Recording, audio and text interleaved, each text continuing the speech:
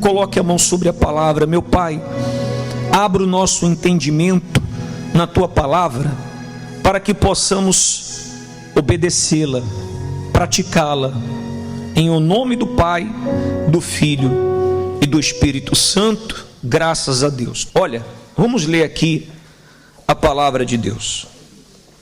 Diz assim: examinai-vos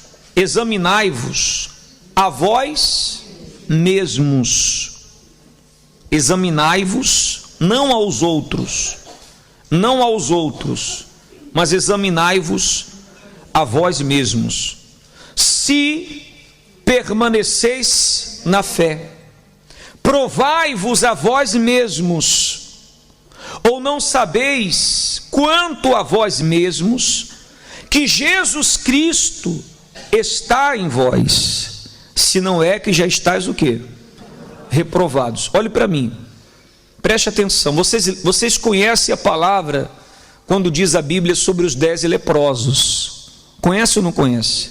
Eram 10 leprosos que foram até Jesus, manifestaram uma fé porque estavam leprosos, e o Senhor Jesus disse assim: vão e apresentem-se ao sacerdote. E os 10 leprosos foram, e no caminho ficaram o quê? Ficaram o quê? Limpos, curados. Uma cura maravilhosa, sim ou não? Lepra não tem cura naquela época, então. E eles ficaram curados no caminho. Mas dos 10 leprosos, somente um daqueles homens lembrou-se de voltar e o quê? E agradecer a Jesus, e consequentemente ele foi agraciado com a salvação, porque Jesus disse assim: vai, porque a tua fé... Jesus inclusive perguntou: e cadê os outros? Aonde estão os outros? Os outros foram embora, só aquele homem lembrou de voltar e agradecer a Deus. Amém? Então você tem que comparar a sua fé, porque muitas pessoas têm fé para ser curada, fé para ser liberta de um determinado problema.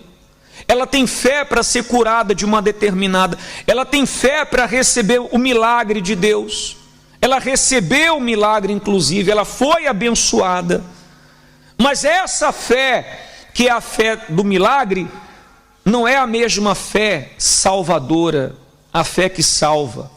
A fé não nos foi dada somente para conquistar um milagre, a fé nos foi dada principalmente para mantermos a nossa salvação.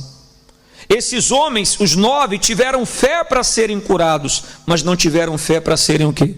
Salvos. Eles não foram salvos, foram curados. Depois morreram e foram para onde? Para o inferno. Depois morreram e a alma foi para o inferno. O que adiantou serem curados no corpo e não serem curados na alma? E quantas pessoas que você pode conhecer, deve conhecer, que já passaram pela igreja, que já receberam um milagre, foram curadas, foram abençoadas, mas não estão mais na presença de Deus. Quando passaram uma luta, quando passaram uma provação, quando passaram uma tribulação, elas se afastaram de Jesus. Por quê? Tiveram fé para serem abençoadas, curadas e libertas, mas não tiveram fé para permanecer aonde? Na presença de Deus. E essa é a fé que salva. Você tem que entender que estar na igreja não quer dizer que você está isento de lutas. Estar na igreja não quer dizer que nós estamos isentos de lutas, de passarmos tribulações. Pelo contrário, nós vamos enfrentar tribulações, nós vamos enfrentar lutas. Jesus disse isso claramente, que nós seríamos caluniados, nós seríamos perseguidos, nós seríamos até desprezados por causa do nome dele. Então é normal que você enfrente, olhe para cá, ô rapaz, presta atenção. É normal que você enfrente lutas, é normal que você enfrente tribulações, é normal que você enfrente desertos, mas os problemas ou as tribulações não podem ser um motivo para sairmos da presença de quem? De Deus. Pelo contrário, eu enfrentei uma tribulação, enfrentei uma luta, eu tenho que me apegar mais com quem? Com Deus. Eu tenho que me apegar mais com Deus. Não é me afastar de Deus. Veja que quando o apóstolo Paulo, o Espírito Santo fala, provai-vos a vós mesmos, e ele diz lá no final, se não é que já estás o quê? Reprovados. E quantos não foram reprovados? Eu tenho fé. Se eu perguntar para qualquer pessoa se ela está na fé, ela vai falar o quê? Eu estou na fé, pastor. Eu estou na fé. Está na fé mesmo? Será que está mesmo? Se ela enfrentar uma tribulação, se ela enfrentar uma luta, porque as tribulações fazem parte da vida cristã. Às vezes a pessoa ela não tem essa ideia, não tem essa noção. Aí ela se fundamenta na palavra que diz assim, Jesus disse assim, eu vim para que tenham vida e vida com quê? Mas que vida abundante é essa? Será que essa vida abundante está limitada a esse mundo? Será que essa vida abundante está limitada a essa terra? Ou a vida abundante que Jesus promete é no céu? A vida abundante que Ele promete é no céu.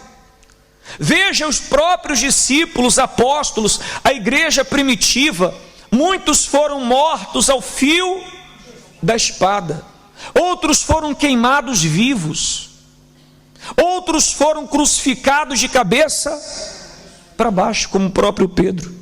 Outros foram o quê? Decapitados, como Paulo. Eu pergunto, cadê a vida abundante deles? Que vida abundante eles tiveram? Você pode me apontar aí a vida abundante que eles tiveram? Mas não está escrito que Jesus veio para trazer vida com o quê? Por isso você tem que abrir a sua visão espiritual e entender que essa vida abundante não é aqui. Essa vida abundante não é aqui. Essa vida abundante é no céu. Essa vida abundante é na eternidade com quem? Esses homens da igreja primitiva, as mulheres da igreja primitiva, eles se sacrificavam, eles iam até o limite, até o limiar, se sacrificavam, se entregavam. Por quê? Porque eles tinham a certeza da salvação da alma deles. Amém? Então a pessoa, quando tem essa certeza da salvação da alma, ela pode enfrentar lutas, tribulações, perseguições, desafios, mas ela vai permanecer na presença de quem? É muito fácil, olhe para mim, psiu. É muito fácil você falar que crê em Deus quando está tudo bem. Ei, é muito fácil você falar que crê em Deus quando está tudo bem. Eu quero ver você falar que crê em Deus quando você passar uma luta, quando você passar uma tribulação. E eu posso falar de lutas, eu posso falar de tribulações, eu posso falar. Quantos que também passaram lutas, tribulações nesses 30 anos que eu tenho de pastor, que hoje não estão mais na presença de Deus? Mas eu permaneci e tenho permanecido. Por que eu tenho permanecido? Porque os meus olhos não estão nos homens, os meus olhos estão aonde? Aqui, na palavra. Esse aqui é o meu segredo. Esse é o meu segredo. Quero nem saber do fulano, do beltrano, do ciclano. Caiu o beltrano, caiu o fulano, caiu o ciclano. Deus tem misericórdia deles. Mas eu vou continuar firme aqui, na palavra do meu Senhor. Amém? Deu para entender? Então, por isso que o apóstolo fala, provai-vos a vós mesmos, se estás na fé. Eu estou na fé, está mesmo? Deixa você passar uma luta para saber se você está na fé. Deixa você passar uma tribulação. Deixa você ser perseguido num trabalho pela sua família para saber se realmente você está na fé ou se realmente você estava somente nas bênçãos. Porque Deus vai permitir que você passe uma luta. Deus vai permitir que você seja perseguido. Deus vai permitir que você seja caluniado, injustiçado dentro da sua casa, na sua própria família. Porque Ele vai ver se você está ou não realmente na fé. Você tem que saber disso. Amém? Então mantenha os seus olhos aonde? Na palavra. Porque na hora da luta, na hora da tribulação, na hora do deserto, é isso aqui, que vai sustentar a nossa fé. Amém? Você quer permanecer até o fim? Ou você quer parar no meio do caminho? Então você tem que colocar a sua vida aqui, na palavra de Deus.